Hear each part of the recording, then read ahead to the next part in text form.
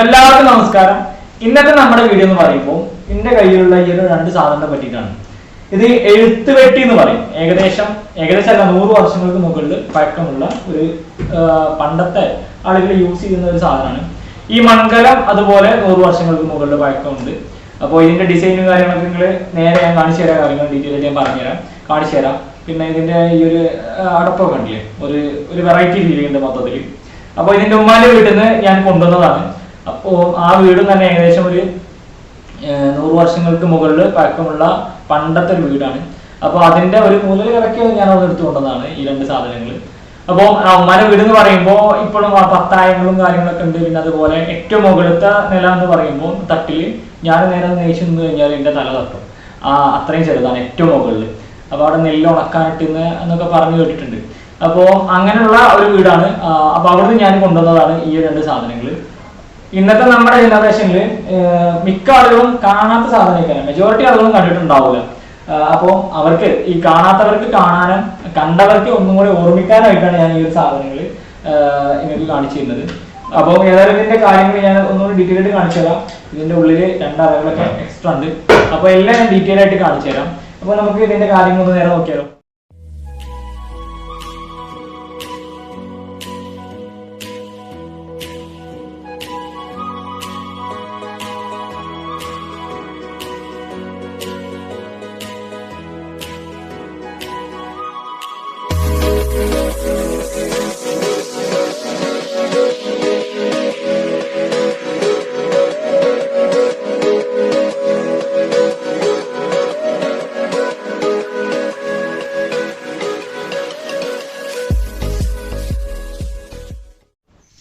അപ്പൊ നമുക്ക് നമ്മുടെ എഴുത്തുപെട്ടിനെ പറ്റിയിട്ട് ആദ്യം കുറച്ച് കാര്യങ്ങൾ ഞാൻ നോക്കാം.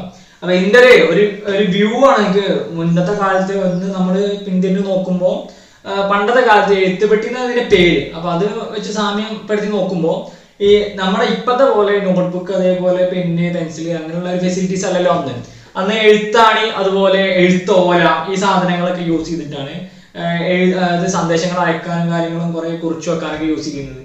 അപ്പൊ ഇവിടെ ഇതിൽ കാണുന്നത് വെച്ച് കഴിഞ്ഞാല് ഒരു 3 ഇത് കാണുന്നുണ്ട്, ഒരു കള്ളി പോലെ കാണുന്നുണ്ട്. അപ്പോൾ ഈ ഒരു സാധനങ്ങൾ എന്തിനാ യൂസ് ചെയ്യുന്നത് കറക്റ്റ് എനിക്ക് മനസ്സിലായിട്ടില്ല ഇപ്പോഴും. കാരണം ബുക്ക് കാര്യങ്ങൾ ഉണ്ടെന്നുണ്ടെങ്കിൽ നമുക്ക് ബുക്ക് ഇതിലിങ്ങനെ എടുത്തു വെക്കാനുള്ള രൂപത്തിൽ നമുക്ക് വെക്കാം. അപ്പോൾ അങ്ങനെയുള്ള എന്തെങ്കിലും കാര്യങ്ങൾക്ക് തന്നെയൊക്കെ അത് യൂസ് ചെയ്തിട്ടുണ്ടാവും. പിന്നെ ഇവിടെ അപ്പൊ ഇവിടെ രണ്ട് അറ കാണുന്നുണ്ട്, ചെറിയ അറകൾ കാണുന്നുണ്ട്. അപ്പൊ എനിക്ക് തോന്നുന്നത് ഇതിൽ ഇങ്ക് വെക്കാൻ യൂസ് ചെയ്യുന്ന ആ ഒരു സ്ഥലമാണെന്ന് തോന്നുന്നുണ്ട്. പണ്ട് നമ്മൾ ഇങ്കിലിങ്ങനെ മുക്കിയിട്ടാണല്ലോ എഴുതുന്നത്, പിന്നെ തൂവലൊക്കെ യൂസ് ചെയ്തിട്ട് അങ്ങനെയാണ് എഴുതുന്നത്. പിന്നെ അതുപോലെ ഇവിടെ ഒരു ഇതുണ്ട്. അപ്പോൾ ഇതിൽ ചിലപ്പോൾ എഴുത്താണ്ടി സാധനങ്ങളൊക്കെ വെക്കാൻ യൂസ് ചെയ്തതാവും. കാരണം ഇത് കുറച്ച് വീതി കുറവുള്ള കുറച്ച് ചെറിയ ഒരു അറയാണ്. അപ്പോൾ ഇതിൽ അങ്ങനത്തെ സാധനങ്ങളൊക്കെ അവർ തൂവൽ വെച്ചിട്ടൊക്കെയാണ് എഴുതുന്നത്. അപ്പോൾ അങ്ങനത്തെ അവർ എഴുതുന്ന സാധനങ്ങളോ എന്തെങ്കിലുമൊക്കെ വെക്കാൻ യൂസ് ചെയ്താവും. അതുപോലെ തന്നെ ആവാം ഇവിടെയും. കാരണം ഇത് എനിക്ക് തോന്നുന്നത് ഏകദേശം നമ്മുടെ എഴുത്തോലുണ്ടല്ലോ അതിൻ്റെയൊക്കെ ഒരു വലുപ്പം തോന്നുന്നുണ്ട് എനിക്ക് കണ്ടിട്ട്. എൻ്റെ ഒരു എന്താ പറയുക സംശയങ്ങൾ മാത്രമാണ്. ഇതിനെ പറ്റിയിട്ട് കറക്റ്റായിട്ട് അറിയുന്നവരുണ്ടെന്നുണ്ടെങ്കിൽ നമുക്ക് കമൻറ്റ് ചെയ്യാം. ഇതെന്തിനാണ് യൂസ് ചെയ്യുന്നത്, ഇതിനെപ്പറ്റി അറിയുന്നവരുണ്ടെന്നുണ്ടെങ്കിൽ തീർച്ചയായിട്ടും കമൻറ്റ് ചെയ്യണം. കാരണം ഇതിനെപ്പറ്റി നമുക്കും പഠിക്കാം, ആ കമൻറ്റ് വായിക്കുന്നവർക്കും പഠിക്കാം. അപ്പോൾ അങ്ങനെയുള്ള കുറേ സംഭവങ്ങളുണ്ടല്ലോ. അപ്പോൾ നിങ്ങൾ പരമാവധി കമൻറ്റ് ചെയ്യാൻ നോക്കാം. പിന്നെ ഇതിൽ മെയിനായിട്ട് ഇവിടെ ഒരു ഡോർ എന്നുള്ള രൂപത്തിൽ നിങ്ങൾ പറയാം. ഇവിടെ ഒന്നുണ്ട്. ഇതിലും അതേപോലെ എഴുതിയിരുന്ന സാധനങ്ങൾ, എഴുത്തോല, അതുപോലെ മറ്റു സാധനങ്ങൾ എന്തൊക്കെയാണോ എഴുതാൻ യൂസ് ചെയ്യുന്ന സാധനങ്ങൾ, എഴുതിയിരുന്ന സാധനങ്ങൾ അതൊക്കെ വെക്കാൻ അങ്ങനെയുള്ള സാധനമൊക്കെ വെക്കാൻ വേണ്ടി യൂസ് ചെയ്തതാകാം. പിന്നെ ഇതിൽ മെയിനായിട്ട് പറയുന്നുണ്ടെങ്കിൽ ഇതിൻ്റെ രണ്ടിൻ്റെയും ഇടയിൽ നമ്മൾ നോക്കുകയെന്നുണ്ടെങ്കിൽ പെട്ടെന്ന് നോക്കിയാൽ കാണാത്തൊരു സംഭവം ഇതിൻ്റെ ഉള്ളിൽ ഇതിൻ്റെ ഉള്ളിൽ ഒരു ഗ്യാപ്പ് ഉണ്ട്. ഇതിൻ്റെ ഉള്ളിലേക്ക് ഒരു ഗ്യാപ്പ് ഉണ്ട്. ഇവിടെ കറക്റ്റായിട്ട് ഇവിടെ ഉള്ളിൽ ഒരു ഗ്യാപ്പ് കാണുന്നുണ്ട്. പക്ഷെ അത് എങ്ങനെ ഞാൻ ഇങ്ങനെ ജസ്റ്റ് ഇതിനെ പറ്റിയിട്ട് ഇങ്ങനെ നോക്കിയപ്പോഴാണ് കാണുന്നത്. ഞാൻ ഇപ്പോഴാണ് കാണുന്നത്, മുമ്പൊന്നും ഇത് കണ്ടിട്ടില്ല. കുറച്ച് നേരം മുമ്പാണ് കാണുന്നത്. അപ്പോൾ ഇങ്ങനെ ഒരു സംഭവം ഇതിലുണ്ട്. അപ്പോൾ അങ്ങനെയുള്ള കുറേ ഇതൊക്കെ എന്തിനാണ് കറക്റ്റായിട്ട് യൂസ് ചെയ്യുന്നതെന്ന് അറിയില്ല.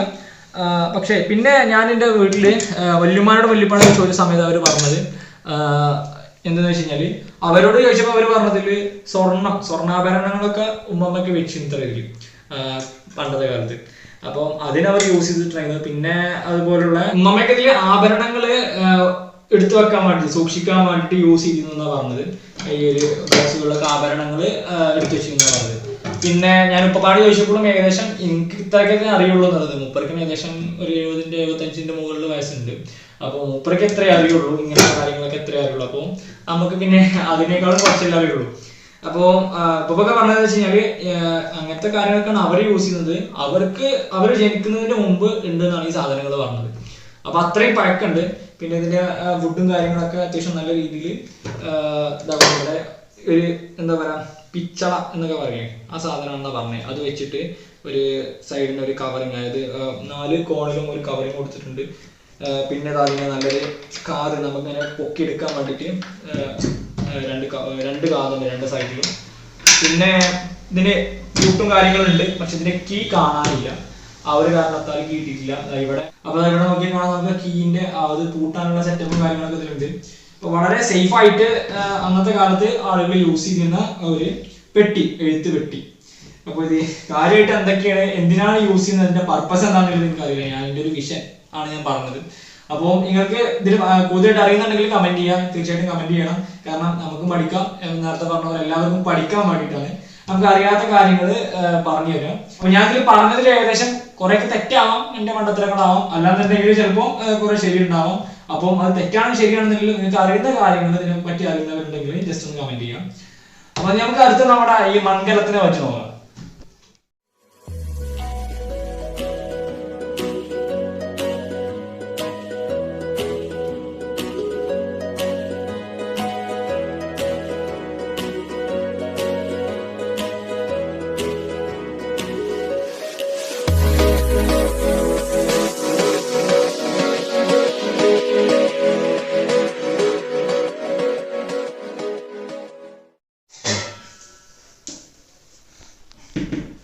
ഇതിങ്ങനെ വെച്ച് കഴിഞ്ഞാല് ഉരുണ്ട് ചാടാൻ ചാൻസ് ഉണ്ട്. അപ്പൊ നമ്മള് പ്ലേറ്റിലാണ് ഇത് ഇത്ര നേരം വെച്ചിട്ടുണ്ടായിരുന്നത്. ഇത് താഴെ ഭാഗം ഫുള്ള് ഒരു റൗണ്ട് പോലെയാണ്, ഇതുപോലെ ഒരു റൗണ്ട് ഷേപ്പാണ്. അപ്പോൾ ഇതിനെ ഉരുണ്ട് ചാടാൻ ചാൻസ് ഉണ്ട്. പൊട്ടിക്കഴിഞ്ഞാൽ ചാടി പൊട്ടിക്കഴിഞ്ഞാൽ പിന്നെ 100 കൊല്ലൊക്കെ ഏകദേശം കണക്കാവും. അപ്പൊ നമ്മളിങ്ങനെ ഒരു പ്ലേറ്റ് വെച്ചിട്ടാണ് ഇത്ര നേരം വെച്ചിട്ടുണ്ടായിരുന്നത്. അപ്പൊ ഇതില് കറക്റ്റ് വെച്ചിട്ടുണ്ട്.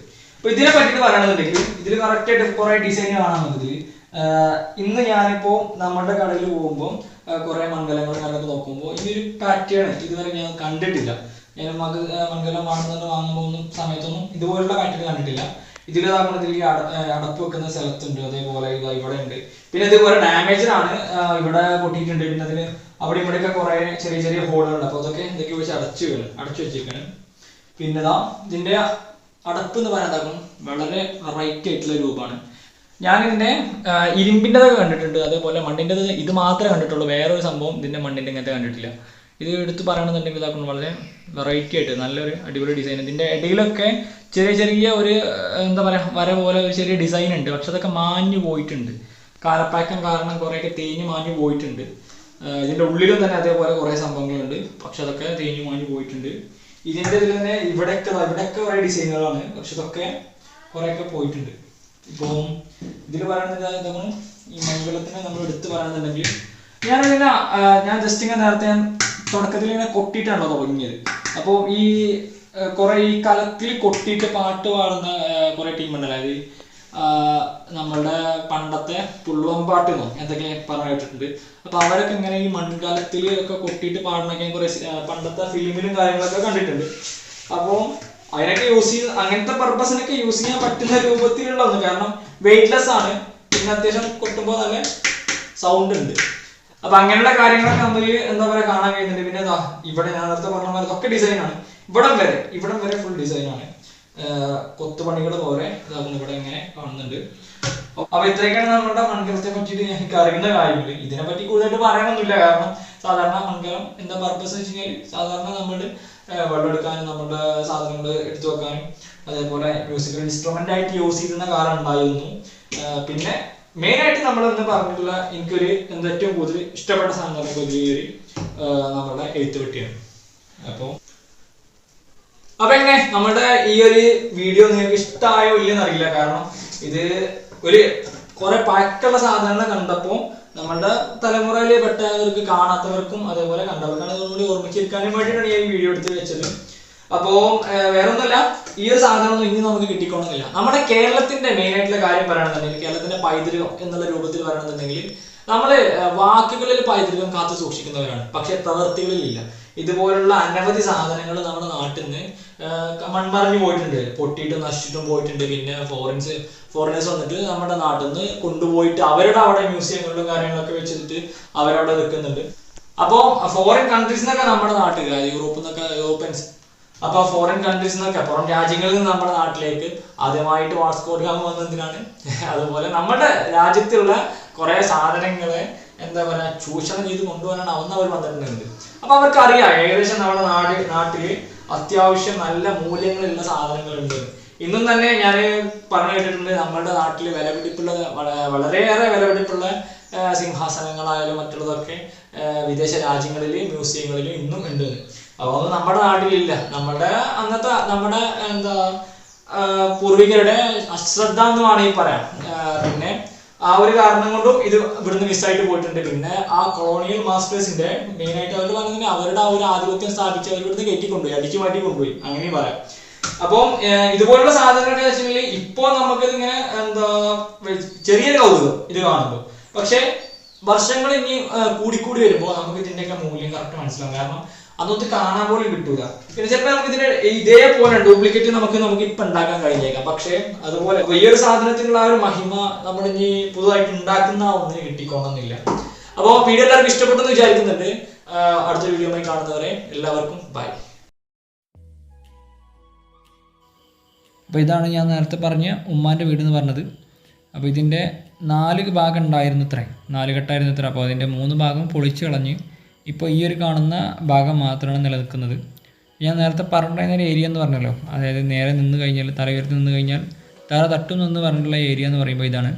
ഈ 3 ജനാലകൾ സീരീസിൽ എടുക്കുന്നുണ്ടല്ലോ ആ ഒരു ഭാഗം, അവിടെ ഞാൻ നേരെ നീച്ചു നിന്ന് കഴിഞ്ഞാൽ എൻ്റെ തല തട്ടും. ഇതുപോലുള്ള അനവധി വീടുകൾ നമ്മുടെ കേരളത്തിൽ ഉണ്ടായിരുന്നു. ഇപ്പോൾ ചുരുക്കം ചിലത് മാത്രമാണ് നിലനിൽക്കുന്നത്, ബാക്കിയൊക്കെ നാമാവിശേഷമായിട്ട് പോയി. ഇങ്ങനെയൊക്കെ ഉള്ളതുകൊണ്ടാണ് നേരത്തെ ഞാൻ പൈതൃകം വാക്കുകളിൽ മാത്രമാണ് പ്രവൃത്തികളിലില്ല എന്ന് പറയാനുണ്ടായ ആ ഒരു സാഹചര്യം.